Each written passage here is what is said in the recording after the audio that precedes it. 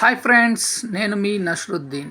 The greatest of all time Thalapathy Vijay నటించినటువంటి ఈ ద్విపాత్రాభినయం చిత్రం ఎలా ఉందనేది చూద్దాము.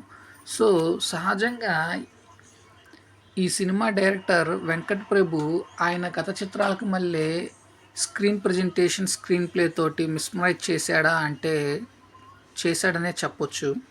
సో కథలో కొత్తదనం లేకపోయినప్పటికీ స్క్రీన్ ప్లే తోటి మేనేజ్ చేసిన ఈ చిత్రం the greatest of all time వచ్చేసి ఓ మాదిరిగా గ్రేట్గానే ఉందని చెప్పాలి.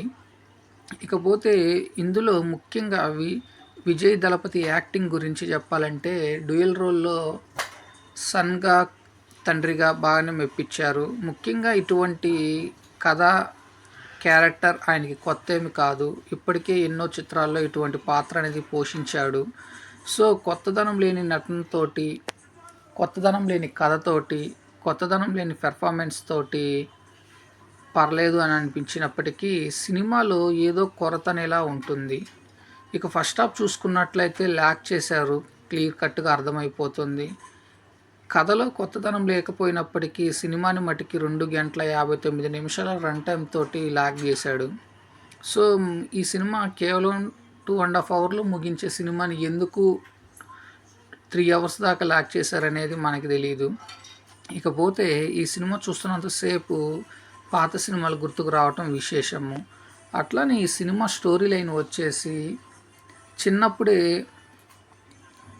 హీరో ఒక రా ఏజెంట్గా చేస్తున్నప్పుడు తన హీరో కొడుకైన అటువంటి మరొక విజయ్ దళపతి చిన్న వయసులోనే కిడ్నాప్ గురవుతాడు.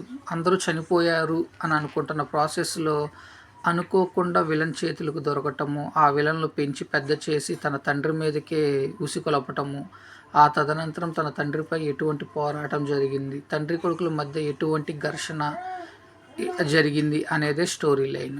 సింపుల్గా చెప్పాలి అంటే ఇందులో దేశ సంరక్షణ కోసము చేసే ఒక పోరాటంలో తన కొడుకును కోల్పోయి ఆ కొడుకు వల్లే మళ్ళీ తను ఎటువంటి పరిణామాలు ఫేస్ చేశాడు అనే దాన్ని బేస్ చేసుకొని ఈ చిత్రం నిర్మించారు. సో ఈ చిత్రం కథనం వచ్చేసి గతంలో ఎన్నో చిత్రాలు వచ్చినప్పటికీ వెంకటప్రభు యొక్క స్క్రీన్ ప్రజెంటేషన్, స్క్రీన్ ప్లేతో కొంత కొత్తదనంగా చూపించడానికి ప్రయత్నించారని చెప్పాలి. అలానే ఫస్ట్ హాఫ్ మొత్తం ల్యాగ్ చేసిన సెకండ్ హాఫ్ కొంతమేర ఊరటనిస్తుంది. సో సెకండ్ హాఫ్లో ముఖ్యంగా వచ్చే కొన్ని హైలైట్ సీన్స్ వచ్చేసి క్లైమాక్స్లో ఐపీఎల్ మ్యాచ్ స్టేడియంలో కానీ జరిగే సన్నివేశాలు కానీ, అట్లానే ఫాదర్ కొడుకు మధ్య జరిగే కొన్ని యాక్షన్ సీక్వెన్స్ కానీ చాలా బాగుంటాయి. అలానే ఫస్ట్ హాఫ్ ఇంటర్వెల్కి ముందు వచ్చే ట్విస్ట్ రివీల్ అయ్యే సన్నివేశాలు, అలానే ముఖ్యంగా ఇంటర్వెల్కి ముందు జరిగే ఒక ట్విస్ట్, అలానే దానికి ముందు జరిగే మెట్రో చేజింగ్ సీను, అవి చాలా బాగా ఆకట్టుకుంటాయి.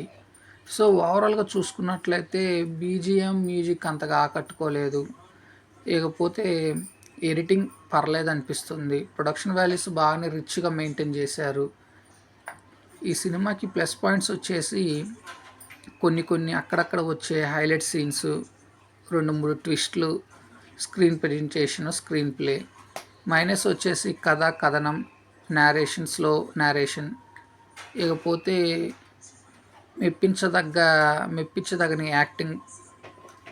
ఇక ఈ సినిమాకి నేను ఇచ్చే రేటింగ్ వచ్చేసి అవుట్ ఆఫ్ 5లో 2.6. సో ఫ్రెండ్స్, నేను ఇచ్చిన రివ్యూ అనేది మీకు నచ్చినట్లయితే నా ఛానల్ సబ్స్క్రైబ్ చేసుకోండి. నా ఛానల్ పేరు వచ్చేసి TSM బ్లాగ్. Thank you. నేను మీ నస్రుద్దీన్.